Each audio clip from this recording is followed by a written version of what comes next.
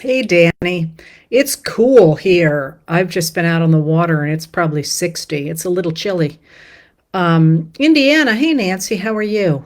Chicago. I'm going to be there soon, Linda. I get to go to the convention this year. I've never been before. Never expected to go. Now I get to go. Croton on Hudson, you famous town. Another Chicago person. You know each other? Florida, you must be roasting. Durham, North Carolina. Austin, Texas. Austin's a great town, and I'll be in Durham again soon. Missouri, Seattle, Chile. Portugal. Hey, David, how are you? Kentucky, Lexington, Kentucky. Welcome, everybody. Little Rock, Arkansas. Oh, man, I have a story for you about Little Rock, Arkansas. I guess I'll tell you this. I threw you in a wishing well. I threw a quarter in your wishing well, hoping that Buddy would finally ask me out. He finally did. But I have a soft spot for Little Rock after that. St. Louis, New Orleans. All right. And a Vogel. I have a bunch of Vogel friends. All right. Why don't we get to it here? Because you got a lot of questions. And I'm going to start, as usual, with the easy ones. First, I want to start with the question that a lot of people have asked me this week, which kind of surprised me. And that is whether Vice President Kamala Harris can, and this is your word, certify the election in 2024, even though she is running in it. And there's a couple of misunderstandings there. So let me say, first of all, it is not uncommon for a vice president to preside over the ceremony in which the votes for president are counted. They're not certified there by Congress. They are counted in Congress. So what happens is that votes are certified in the states. The states do that, and they do it in very different ways. Different states do it in different ways. So I can't tell you how your state does it. You could look that up. But the states certify the election, and then those official results go to the National Archivist, and the National Archivist records them and then transmits them to Congress, where the vice president presides as the presiding officer in the Senate, opens the envelopes and counts them, says, here's however many votes for this candidate, for however many votes for this candidate. It is a ceremonial office, and this is where the Trump people tried to trip up Mike Pence and get him involved, or trip up the system and make Mike Pence get involved. That was not legitimate. It's since been corrected, and so that it can't be done going forward in a legitimate, a supposedly legitimate fashion. So there will be no problem with Vice President Kamala Harris counting or opening the votes to be counted in 2024. She does not have any effect on counting them in, counting them out, whatever. That's done at the state level. The states certify the votes. They transmit them to the archivist. The archivist records them. Then they get opened and counted. It's actually kind of an interesting process, and one that I think most of us didn't pay any attention to until the year 2020, when everything went crazy. But so don't worry about that. People are asking me about that. The vice president does not certify the votes. The states certify the votes, and they all do so in very different ways. So, and I mean, I guess some probably overlap. I'm not meaning to say that. All right. So that was an easy one. I'm going to get into what I wanted to talk about today. I'm going to be kind of all over the map with a correction from last week. Somebody pointed out that I said that Vice President Kamala Harris had visited Indonesia as a child, and I misspoke.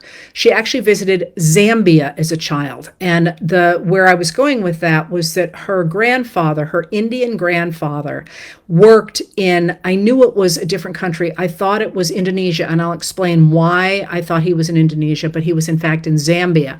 And so she, as a child, of course, visited India, but she also visited Zambia.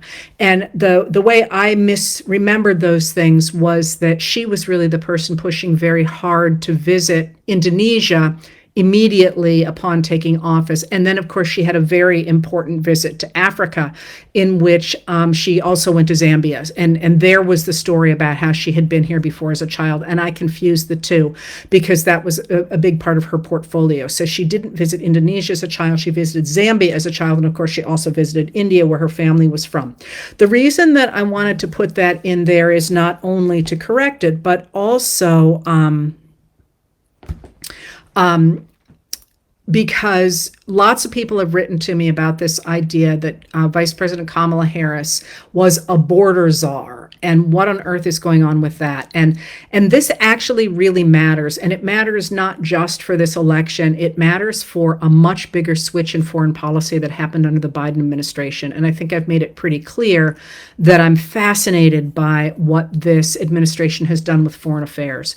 So there is no title of border czar. That was invented by Republicans to try and hit the Biden administration for not performing on the border the way the Republicans have wanted them to. And as you know, they have tried to make that a really big issue up to the point that they actually torpedoed, or Trump torpedoed, bipartisan border bill designed to address a lot of the issues with the border right now. And I'll tell you about that if you care about it. I can tell you more about that in a second. But the reason it matters here is obviously they're trying to say, oh, she was supposed to fix the border and she didn't. But that actually was not ever what Vice President Kamala Harris was supposed to do with regard to migrants coming over the U.S. border. And the reason that matters, and it matters a lot, to me anyway, and I actually think for the nation, is because what the Biden administration did and has done in foreign affairs is a really big reworking of foreign affairs. So after World War II, the United States really was the biggest dog in the arena, right? So one of the things that it did was it helped with a number of other, primarily but not entirely, Western nations to create a series of international laws that were supposed to make it so that other countries would not, or that countries wouldn't go to war with each other when they disagreed with things. They would take things to these international organizations and follow international rules and international laws. And this is one of the things that I've pushed really hard on when I'm trying to explain or to understand the Middle East, for example. These laws are overlapping. Sometimes they contradict each other. And just because the rules are there doesn't mean people always adhere to them, and how you make somebody adhere to them when they're not is sort of an open question. At the same time that the United States bound itself to some and not to others, and it didn't, for example, bind itself to the International Criminal Court because of the argument that we already had courts that were bound by the rule of law in which everybody had to answer to them, right? And now, I don't know what happens now that the Supreme Court has just said the president doesn't have to adhere to that. That's actually a really important intellectual problem that is probably going to be a real problem sometime in our lifetimes. Anyway, so the United States and other countries formed these organizations, the UN, for example. They committed themselves to things like the International Declaration of Human Rights. They created all these institutions with the idea that this would prevent wars in the future and would really help spread human rights. But they were not terribly inclusive, first of all. And, in places like the G20, until the Biden administration, there was not a single voice from Africa in the G20. It was actually the Biden administration that said that the African Union must have a seat, right?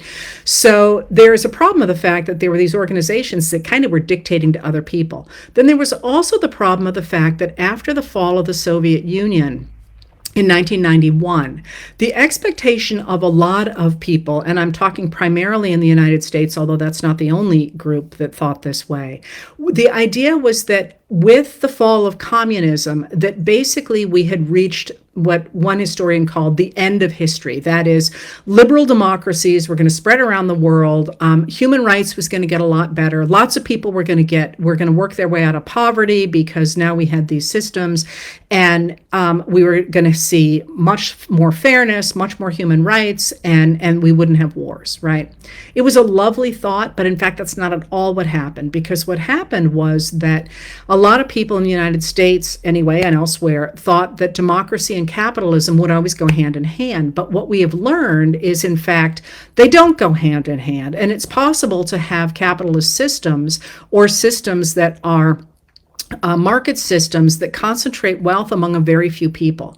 So what happened with the fall of the Soviet Union is, in fact, we did get a lot of people, especially people in Asia, lifting out of poverty. I mean, more than 1 billion people who were no longer living at the poverty level. But at the same time, we also got the rise of authoritarian figures and concentration of wealth in such a way that it made it look like democracy and the capitalism that tended to go with democracy didn't work. And so in a lot of countries, you had people shifting to right-wing authoritarianism and or countries based in right-wing religion. And I know this is probably way more than you expected, and I promise I will talk to you about Tim Walz as well. But the reason that this matters is that once they got into office, the Biden administration and especially Secretary of State Antony Blinken recognized that the system that had been in place since World War II hadn't really paid off with the end of capitalism, the end of communism at the Soviet Union and with the fall of the Soviet Union, and that they had to come up with a better system, with a different system. I'm getting back to the border czar thing, okay? So what they have done is they have, instead of having the United States sort of either being the big dog or having unilateral relationships with one other country here and one other country here and one other country here, what they have tried to do is create partnerships across the globe of countries that share a problem. And it could be, for example, fentanyl. The issue of fentanyl, as Antony Blinken said when I got to interview him, we were really the bellwether in that, because the United States was really the first country that got really badly whacked with opioid addiction for a number of reasons. And, at first a number of countries were like, okay, that's your problem, not ours. And then it started to come to them as well. So now the United States has really been the group, the country that has brought together a whole bunch of other countries to deal with both the production of fentanyl, the distribution of fentanyl, the production, the distribution, and the dependency on the use of it in countries. And so I think there's more than 130 countries in that group of people, and they're really hitting the production of fentanyl in things like precursor chemicals, which largely are produced in China and are, chemicals that you need for a lot of things, but then they get shipped to factories in places like Latin America, where they then are turned into this illegal substance. Fentanyl has legitimate medical uses as well, and then are distributed but across the border into the United States and into other countries as well. And so rather than simply trying to hit the traffickers, which is kind of a drop in the bucket, although the administration really has tried to stop that as well in a pretty systemic way, they have tried to hit the entire system. And what that does is it brings together countries who might not share political ideologies, who might not share religions, who might not share really anything except the fact they share a problem, so that they work together on it. And the thing that Harris was charged with doing from the very beginning in this administration was dealing with the countries from which at the time the biggest numbers of migrants were coming. Now that's shifted throughout the administration being in office because of things that have been happening internally to the countries in Latin America. But she was supposed to be working with a number of countries to stop the migration where it started. And rather than trying to hit the people trying to get across the border, which by then it's a little late, the Biden administration was trying, and it has done so in a number of different ways. We've actually had a quite important statement in Los Angeles about migration that many people missed, although I keep writing about it until my fingers get cold. The idea was to convince migrants to stay in their home countries and to apply for asylum from their home countries, so they would not cross all the way to the border and be in such terrible danger and not be victimized by the people who were taking advantage of them, and then not get stuck in limbo in the United States. And so that was never really about the border. It was about creating this it's so funny. I can't find the words to articulate it. I see it as a card table, which is, of course, completely ahistorical and non-political in the whole thing. But her job was to get people around that card table and to protect security interests in those countries, to make it easier for people to feel safe where they were rather than making them feel like they had to flee. And the reason I'm emphasizing that is because that is not unlike what the Obama administration had tried to do by helping to fund security in certain countries. When the Trump administration took over, it slashed all that funding. So rather than trying to fund the police officers who were trying to put down the drug cartels, for example, they just slashed that and instead said, you're on your own and don't you dare come here, which, didn't work. So that's your answer for the border czar thing. The idea that she was supposed to be doing something at the border is a really crude representation of what is a pretty profound reworking of the idea of bringing countries together as a group to work on issues that matter to everyone. Now, again, why does this matter? It matters, interestingly enough, because I think it says a lot about the Biden administration foreign affairs.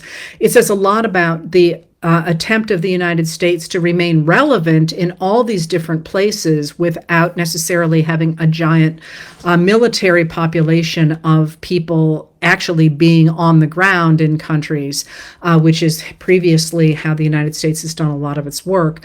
It emphasizes what sometimes people call soft power in the State Department, which is a really unfortunate way to think about it because it emphasizes the United States being in places and trying to make things work. But I would also point out that this is an attempt, I think, to put in place a new kind of foreign policy in the 21st century to deal with the fact that we now have global crises that must be addressed by all of us. And that's pandemics, obviously, that's the economy, obviously, but above all, that's climate change. And so that's way more than you probably wanted to know. But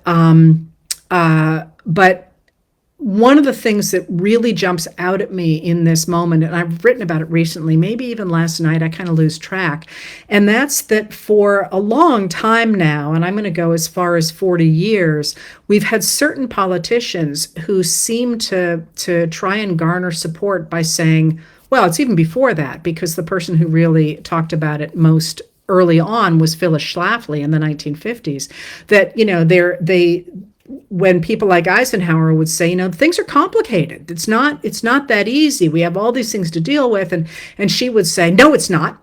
There's right and there's wrong. There's black and there's white. And, that's just not the way the world has ever worked. But it's certainly not the way the world works in the 21st century. And so when people especially now on the Republican side, try to reduce governance to, I alone can do it, or, this country is bad, or this country is good. I honestly find it a bit offensive because that's actually really almost a cartoonish way to think about the government, when I think it is certainly legitimate to have real concerns about this very new approach to foreign affairs. It feels like something that people should be debating pretty thoroughly. We're not getting that debate because all you're getting is, the Republicans screaming about caravans again, which they bring out every election season. And there really is a pretty thorough and well thought out, large approach to foreign affairs that speaks to creating an inclusive globe under the Biden administration. And so when you say borders are, it's like, I am so entirely sick of having to answer anything the Republicans say at this point, because it's all made up, it's all fake. And one of the things that frustrates me about it is that in order for us to get to good places in decision making, we need to have real debates. We need to have somebody saying, and I could actually argue both sides of the what I just told you about foreign affairs. I told you what the Biden administration is doing I could probably argue pretty thoroughly why that's not a good idea or why it is a good idea. That's how you get to good places, is you make arguments. And you cannot make good arguments when one side has this very complicated, well thought out, here are all the chess pieces moving and all that, and somebody else is just a pigeon pooping on the board. And that is a huge disservice to all of us. So one of the things that I'm looking at in this moment, with the fact that a number of Republicans are finally abandoning this modern iteration of the Republican Party and voting for Harris. People are, who are doing that. Some of them are saying, well, I'm not a Democrat. And I'm like, well, thank God you're not a Democrat, because we need to have this big pro-democracy group of Americans who disagree. Because if we're all in lockstep, we won't make good decisions. So anyway, so that was my little rant about this. But that's the answer to the border czar question. Is it just shows that people don't understand this huge change in foreign policy, which, by the way, is not a secret. It is everywhere in the State Department papers, the press conferences they give every day, from the White House, from the vice president, from the president, from the press conferences, and it's gotten very little traction, but it is absolutely not hidden. I will tell you right now.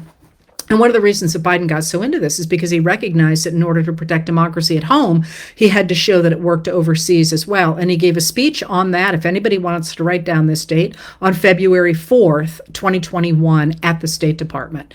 Anthony Blinken had a major speech at Johns Hopkins as well. And I don't remember the date of that off the top of my head. But the Biden speech set the tone for his administration, and very few people covered it. All right, so that's way more than you wanted to know about that. But now, one more easy question first before I get into the bigger questions. That is the question people ask again and again: why does so much money matter in an election?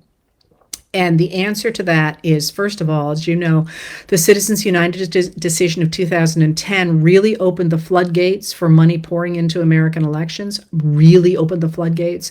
And the reason that money matters is largely because it funds the get out the vote efforts in states, which the Harris campaign, first the Biden campaign and then the Harris campaign, has done very thoroughly and continues to do, and because it funds advertising, and that matters hugely.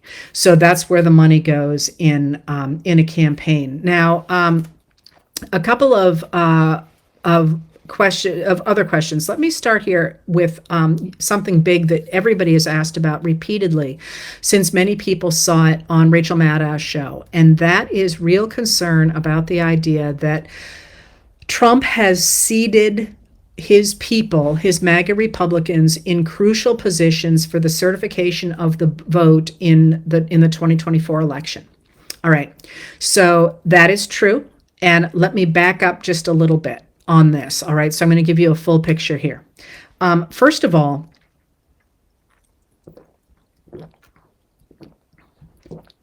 I've said for months and months now, maybe years now, it worried me a lot that Trump was not trying to win the vote.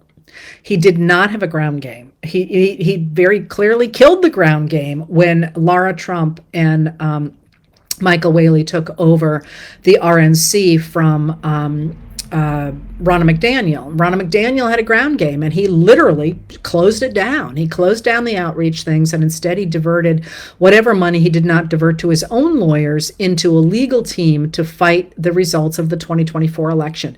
It was pretty clear that they were not planning to win a majority of the votes, that they were planning to try and win through the courts. Now, what you have seen and heard in Rolling Stone and on Rachel Maddow's show is a focus on one specific way that they could have caused trouble, or they could cause trouble in the certification of the votes in states, in swing states. But before I get to that, let me point out that one of the things that I have said again and again, and that I'm worried about, has been Trump's attempt to double down on violence, on getting his people to mount violence in important states. And why I was watching that so closely, because it does not seem, and I'll be careful about that. You can't predict the future. It does not seem that his people are turning out violently the way he has begged them to do. That is, he asked them repeatedly to show up and protest first his indictment and then his trial. They did not. He asked them to turn up and in a truck convoy to go down to the border. 19 trucks came, and I think they were all F-150s, right? This was like, I could do better in my local grocery store. There's a lot of keyboard warriors, as people say, but it does not yet appear that there is deliberately a group of people to engage in violence. And we'll see, I mean, because that's always a concern, but there has not been what I had feared was going to turn out over the summer so far. Now, why would the violence have mattered? I mean, it mattered. It wasn't really like they were going to turn out enough people to have a civil war, right? Although you certainly see people, including Elon Musk, using that term. The answer is if you could muddy the waters enough so that it wasn't really clear who had won in an important state, you might be able to delay that certification or get people not to certify that election. Remember, I started out by saying that elections are certified in the states. And if they were not certified and you created enough of a mess, a couple of things could happen. First of all, the election could get thrown into the House of Representatives. And in the House of Representatives, by the Constitution, in the House of Representatives, each state gets a single vote. So the fact that there are, they would hope that there are more Republican-dominated states than Democratic-dominated states, would mean that Trump could, in fact, get elected. Barring that, the case could go to the Supreme Court. And the Supreme Court was probably always a little bit suspect, but after the immunity decision of July 1st in Donald J. Trump versus United States, I think the idea that the Supreme Court might simply anoint Trump over the wishes of the people is not far-fetched. I hate to say that. We have another issue with the Supreme Court. I hope I get time to talk about it. But what they did, and I cannot emphasize enough, this decision, what they did in Trump versus the United States overturned the entire premise of the United States. The idea that we are based on the rule of law and that nobody is above the law. They overturned that. I mean, that has got to be fixed or we lose the whole everything. I mean, basically, I won't start on that because I ranted about it the other day, but don't ever lose sight of that. So I think that has been the plan all along. It is probably still the plan because Trump is remember, the man has never won the popular vote. He did not win it in 2016. He lost it by about 2.5 million votes. He did not win it in 2020. He lost it by about 7 million votes. He has never done well down ticket. He has never broken 50% approval. He's got a ceiling, and the ceiling at most is about 43%, right? He has never won the popular vote, and he's certainly not going out of his way to win it now. But is this going to happen? So one of the things that I don't think got as much press as the concerns about those people in those positions is that groups like Democracy Docket and Mark Elias have been fighting these cases in court since 2020, and they win. So one of the people to follow is Democracy Docket, but is Mark Elias, both on social media and also on Democracy Docket, because he talks about these cases and he says, yes, this has happened. They refuse to certify the votes, including very recently where, one of the members who was supposed to certify a vote simply said, I don't feel like that's right. Great. You can't go by what you feel is right. You got to go by what the, actual votes were. I mean, this is a very mechanical process. And that person was challenged and lost. As he says, these things will be challenged in court and they will lose. But he's also he talks about these all the time. He's very happy that people care and that they're paying attention now, because for a long time he felt that they weren't. They are paying attention now. But what do you do? Couple of things. First of all, if you are so inclined, you volunteer to work in the polls. You volunteer to be one of these poll people, and you reinforce the idea that our systems work. That our systems really do return the things that people vote for, because the real plan here and this is Trump's plan and the MAGA Republicans, is to delegitimize our electoral system and thereby delegitimize the rule of law. Why do they want to delegitimize the rule of law? Because that's what keeps them from power, first of all. The rest of us who like the rule of law want the idea that our majority vote actually elects people.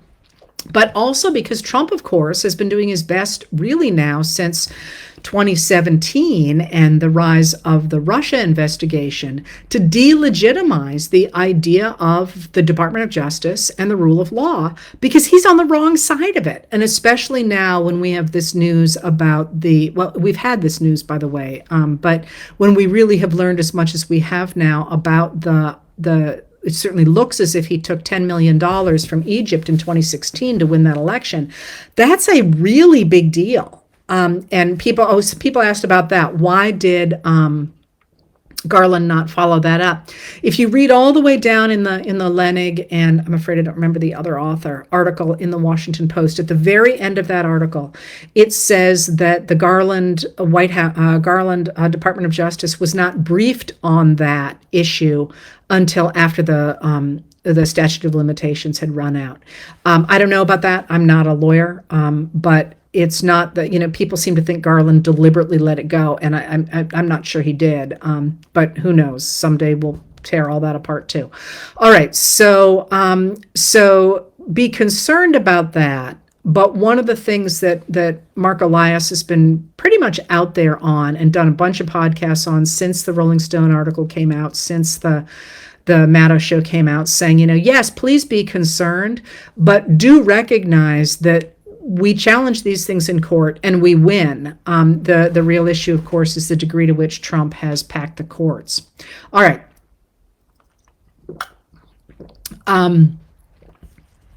Somebody just asked, why is the Egyptian thing not connected to Menendez, who is a New Jersey Democrat who's just been found guilty of being bribed? We don't know that it's not, but our understanding generally is that countries will happily bribe anybody who's willing to take money, and that's if you were anyway, whatever. All right, so now what you really wanted me to ask, what to talk about, and that is, one more thing. Somebody wanted an answer to the accusation on from the right wing that the Democrats just picked Vice President Harris to be the Democratic nominee, even though they hadn't voted for, and they're very angry about that. And I'm afraid that one doesn't really hold water, in the sense that remember, the Democratic Party and the Republican Party are not part of the government. People forget that they are private organizations. They're this funny conglomeration of organizations, but they are not part of the government, and so they can pick people however they want. Now, and I could bore you with the different ways that they have done so over the years. One of the things I saw today is this, the Republicans don't have superdelegates and this somehow makes them pure.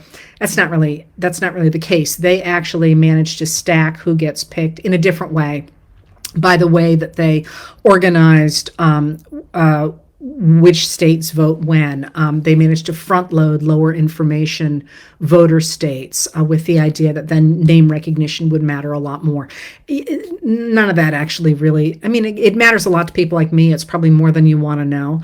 But the issue is that the Republicans are incensed because they really thought that they were going to run up against Biden. And I have to say, the fact that they were not prepared for him to step down before the convention, I have called it political malpractice, and I'll stand on that, because they didn't have a plan B, which is crazy. We all thought they had a plan B. They said to the New York Times they had a plan B, but they didn't have one, which is bonkers. But anyway, Biden didn't have the nomination. What he had was delegates who had voted for him and Harris. So for him to say he didn't want to accept the nomination before he had gotten it is what it is. Now, he could have made a big stink about it And there could have been a fight in the Democratic Party. That's what I was concerned about, but he didn't. And, if the Democrats want Harris, there's not much the Republicans can do about it. If you remember, at one point, they even said they were going to sue to force the Democrats to put Biden on the ticket, which was actually hilarious because that's just not a thing. Again, these are not governmental institutions. They are private institutions with a public function. So that makes them kind of funky the way they operate. You can actually find their bylaws online, and their bylaws change frequently. But and they're quite long, just so you know. But I think is once again sort of this attempt to create an issue, because one of the things that's really interesting in this moment is that the Republicans don't really have a set of policies. What they have is Project 2025, which is universally loathed, and the idea that Trump is not involved in that is laughable. It's literally his people. He literally gave a speech saying how happy he was that they were doing this. He talked about how great it was. And then once people found out what was in it and then said they hated it, all of a sudden then he was like, no, this isn't my policy. But quite literally, Agenda 47, which is a list of things that he has said that his people say he will do once he's in office, and the Republican Party platform, which, by the way, you can get, and just so you know, where I get these things is a place called the American Presidency Project. And it is a historical website, and it's got all the platforms, a bunch of major speeches, all that. And, you can go read it, and it's essentially Project 2025. So that's what they've got. And they can't go in front of the people with that because only about 6% of Americans, if statistics are correct about the number of people who want Christian nationalism imposed on the country, want that. So instead, what they're trying to do is tear down the Democrats, and they're trying to do it with ad hominem attacks. That is, by attacking Democratic leaders as people, and in ways that are really lies. So you can see this terrible implosion on the part of the Republican leadership right now. One of the reasons that a number of Republicans are voting for Harris is because they're looking at this cul-de-sac, really, that the Republicans have worked themselves into, and thinking, I don't want to go down that cul-de-sac with them. I still want to have a voice in democracy. I don't want to go down this route where, as Trump has said, vote him in one more time and you never have to vote again. And his argument there is that they will put in place this Project 2025 with a very few people in charge, and they will basically continue to run the country from then on the same way that Viktor Orban runs Hungary or Vladimir Putin runs Russia. All right, so now what you really are interested in is Tim Walz and what he brings to the ticket, and do I approve? And the answer to that is yes, I think he's great. But I'm going to give you a somewhat deeper analysis of why I think he's great than you might find elsewhere. And I will write about this tonight. And that is, first of all, let me actually start just with him. So first of all, he's the governor of Minnesota. He's been a very successful governor of Minnesota. He has put in place things like universal breakfast and lunch for school kids. He was very pro-gun until Parkland, and then he gave back all the money he had ever taken from the NRA and became fervently in favor of common sense gun safety legislation. He was strongly backed for the vice presidency by David Hogg, you may know of from Parkland, and becoming a major young spokesperson for gun safety. He is, has had an agenda in Minnesota that is currently being characterized as progressive.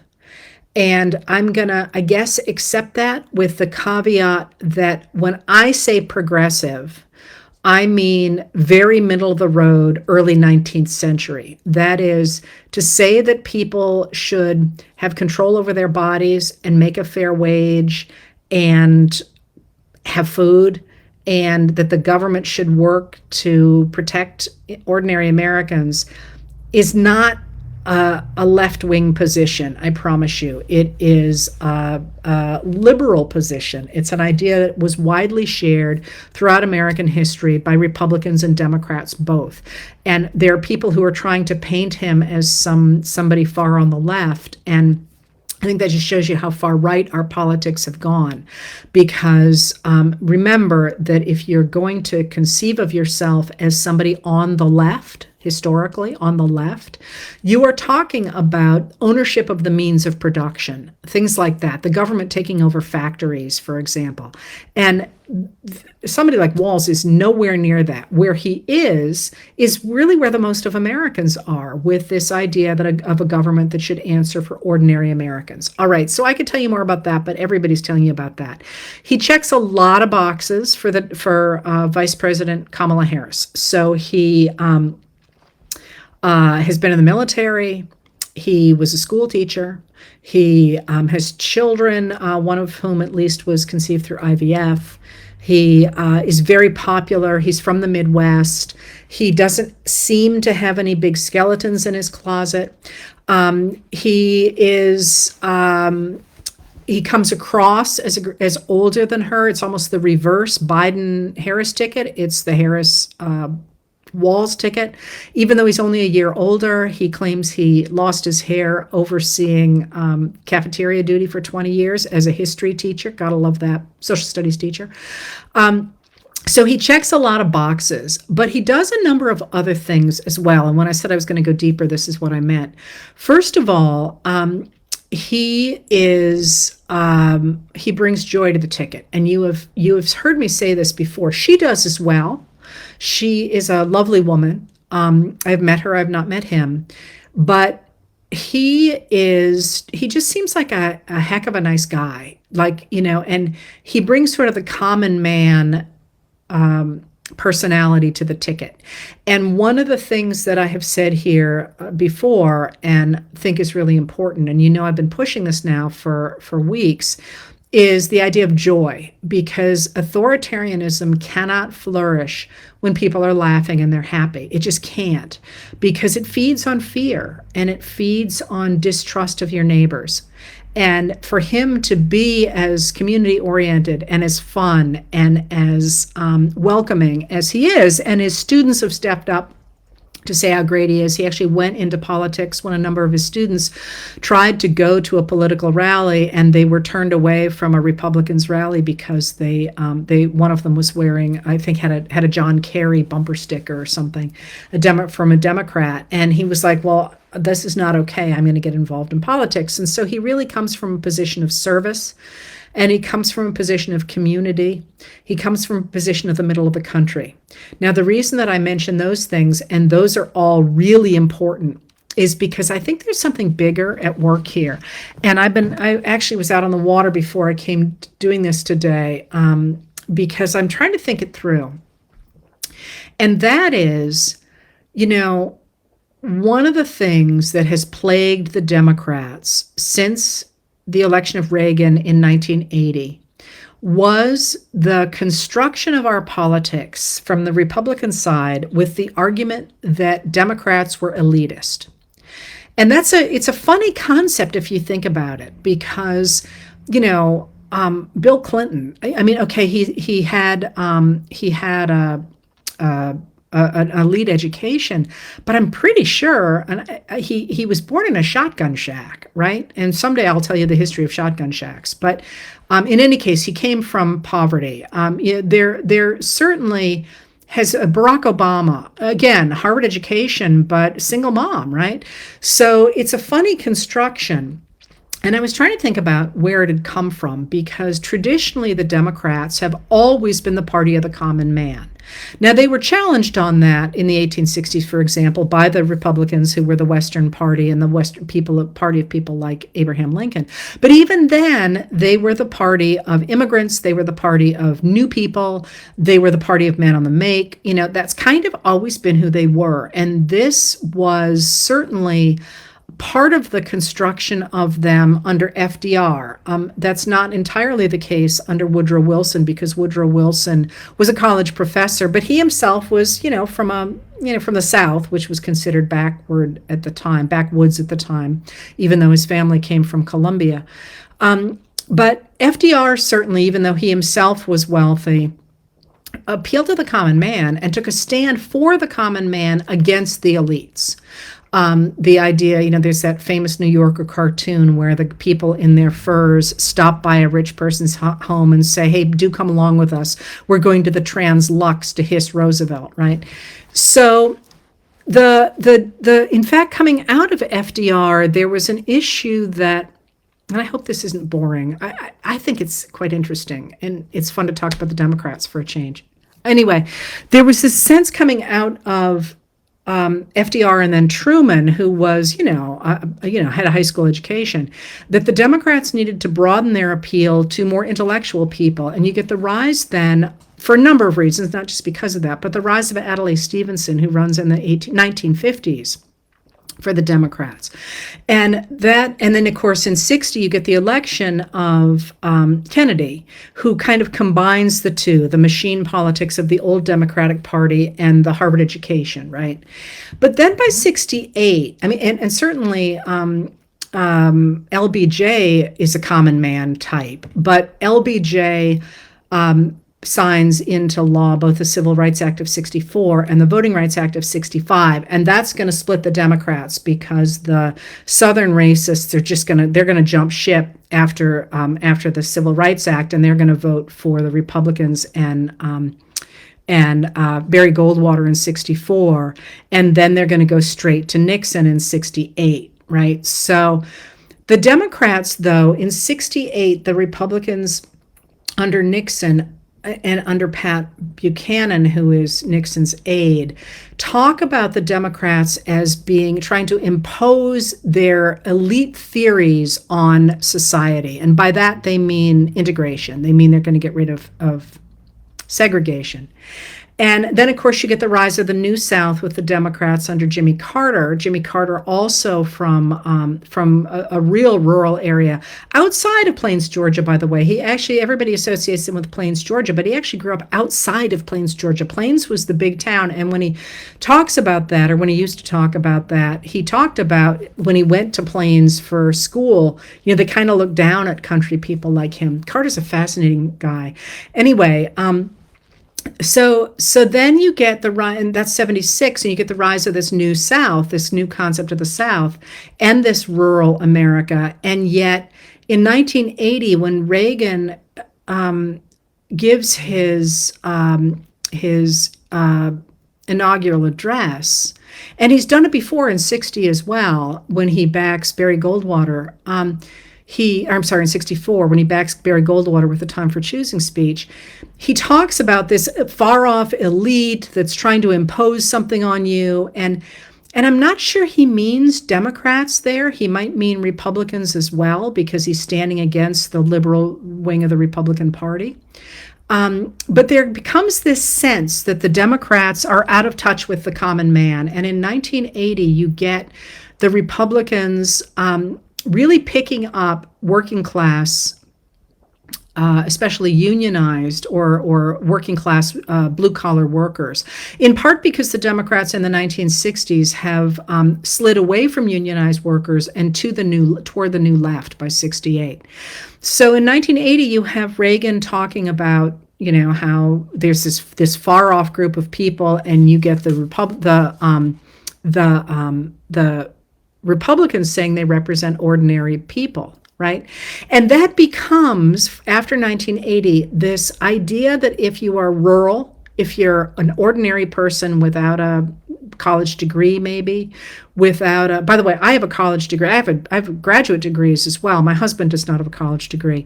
This idea that somehow you are more and more right-wing, you're reactionary, that you're going to double down on the racism, you're going to double down on the sexism. And to some degree that worked with talk radio, I think, and to some degree it worked with talk radio starting in 1987, and then with the Fox News Channel starting in 1996, I think. middle of the 90s anyway. But what it did was it erased this long history of rural progressive Americans, primarily in the middle of the country, but also in the plains and in the South and elsewhere as well, but primarily in the Midwest. And if you think about, I said this progressivism of Walz. I was going to talk about the 1900s and the 1900s. It was Minnesota and Wisconsin. It was Wisconsin was the heart of progressivism in the 1880s, 1890s. Minnesota, South Dakota. South Dakota had more educated Americans per capita than any other state in the Union in the 1890s. If you've ever wondered why they sent Mary Ingalls to school for 6 years when she had neuralgia and was also blind, obviously would never be able to work outside the home. That's because the state of South Dakota, who paid for her tuition, by the way, the Ingalls family only had to raise money for her train ticket and her clothing, because they believed everybody should be educated. That part of the country and that historical root of progressivism got erased. And the reason that I gave you this whole long diatribe that I'm still trying to figure out, and by the way, yes, this is how I spend my days, is what Walz does is he does check boxes for this election and all that. But what Biden did was he brought back to the Democratic Party, first of all, a recognition that it had to double down on the idea of its base being women and people of color, especially black voters, especially black women, because that's their base. He did that. Kamala Harris, I think, reflects that. But by putting this Midwestern progressive on the ticket, who is, to my mind, the most articulate and aggressive defender of small town America, the one I grew up in, the one that says, stay out of my business, but yeah, we'll feed you. Yeah, we'll give you an education. Yeah, we'll, help your small business, because that's what small towns are like. This strikes me as being a moment that reaches back to that past, and that also reaches forward and is a major reworking of American politics in this moment when we're leaving the 40 years of neoliberalism and moving towards something else. And I'm fascinated by it because of what I do, because of my focus being on the 1880s and the 1890s and the progressive era and on. What I know really well are those Midwestern states. And I've wondered for a long time now, and many of you have probably heard me say that one of the things I was hoping to do this summer, and now really I'm going to sink my teeth into, is to reclaim that legacy. I mean, people forget that it's Iowa that is among the first to, and Michigan, that are among the first to desegregate in the 19th century.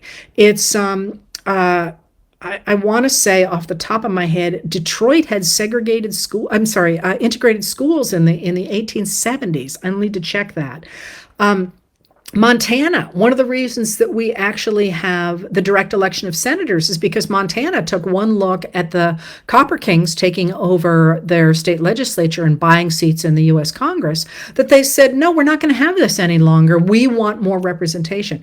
And so Walz, I think, is good for this particular ticket, but I think he's a much bigger symbol of what's happening in the country.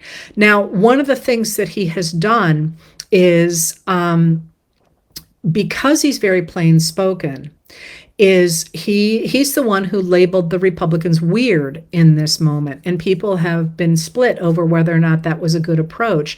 I'm one of the people who thought that it was a wonderful approach, because one of the ways that authoritarians get their teeth into a society is by frightening everybody into thinking that they're inevitable.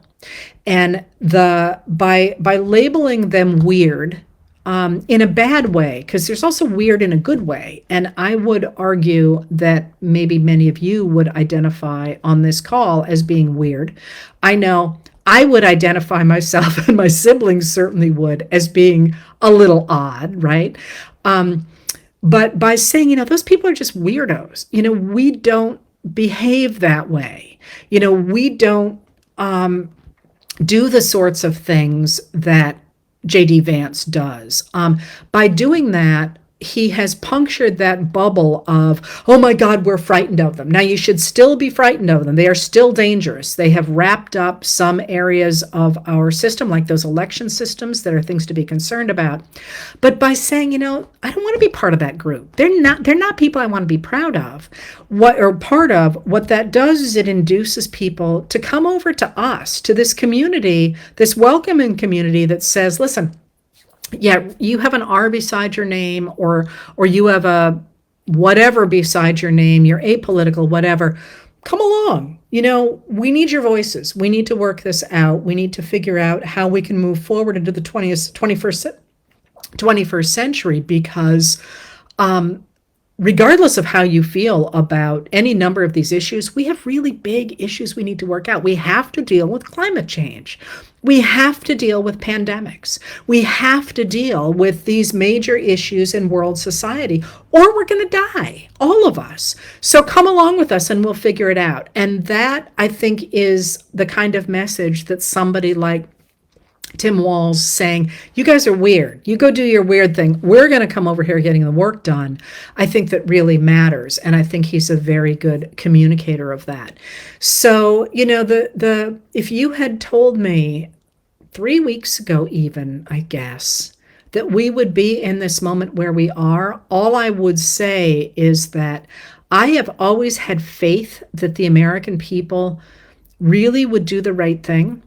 And I've always had faith that this country has in the past and could in the future turn on a dime. But the mood in this whole country has changed, and the possibilities for the future have changed in ways that strike me as being very positive for a future that can take on the big issues we have to take on. Now, that being said, don't sit on it. That is, this election is not over. It's going to be a tight election, and people have asked what they can do in this election. And I'm going to go back to the same things I always go back to. That is, obviously, if you can volunteer to be a poll worker, please do. And get involved in local campaigns in whatever way you feel comfortable doing, either personally, knocking on doors, doing whatever you can for a campaign, not just at the top of the ticket, but all the way down to local dog catcher. And putting money behind people, getting out there and making your voices heard. But let me just tell you a couple of things on that front. Remember that while the far right, the MAGA Republicans who have taken over the party, have made it seem as if they are the majority, they are not. We are the majority by a lot. So a lot of the people who you might think are Republicans and you might think are MAGAs, they're not. They're actually voting with Kamala Harris this time around because they don't like where the MAGA Republicans have gone. So if you have doubted about whether or not you should speak up, and I got to tell you, this happened to me in my small town just last week. Somebody said something to me about something I was doing, and I really, really, really thought that person was critical of what I do. And the person said, I'm going to be there. I'm going to be on that phone call with you. And I was like, really? I had no idea. I really had no idea. And I think there's a lot more of that out there than you think. So be aware that we are the majority, and also be aware that this is an inclusive movement, and that the way that you make people feel comfortable joining it is talking to them one-on-one. That matters more than anything. Writing postcards is great if you are more comfortable doing that. There are organizations, Liberal Rocks is one of the ones that is here in the comments, where you can leave stuff around. Can leave around handmade rocks that encourage this joy and this support. The card campaign that I linked to here is a great way to actually put really small cards out that in places where at least people will be able to be more informed about Project 2020, for example, 2025. So there are things you can do that don't involve talking to people, but to the degree you can talk to people, That's how you're going to get people to show up and show up to vote. So what we need to do in this election is make sure the polls are swamped with people who are voting for the United States of America and not the MAGA Republicans, not Donald Trump. In order to do that, please make sure you are registered to vote, because even though you think you are registered to vote, a number of states have purged people from their poll lists. So check your registration. Make sure everybody you know checks their registration. Make sure you know where your polls are, and talk to people, because this is the election where you need to get out, and we need to make this a landslide. And I think we can. And the final thing I will say on this, and this is something that is very, very weird for me, is that I do think we are living through, I've said to you again and again and again, this is our election. It is our time to protect democracy. We're living through an event, an era, and an event that really will be in the history books. And it's a very odd thing, I think, to be aware of that while it's happening. I think that maybe people are aware when they are living through something that is visibly dramatic, Pearl Harbor, for example, that they're living through history.